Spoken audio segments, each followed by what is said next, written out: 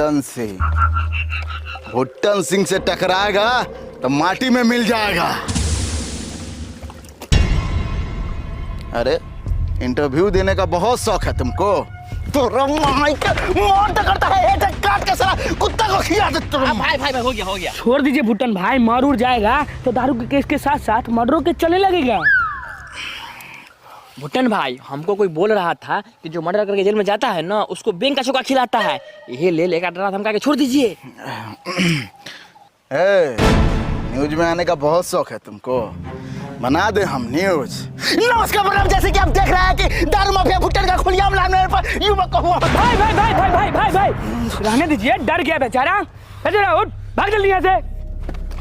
ए छोरा, आइंदा से हमारा नाम ले लिया ना तो साला हम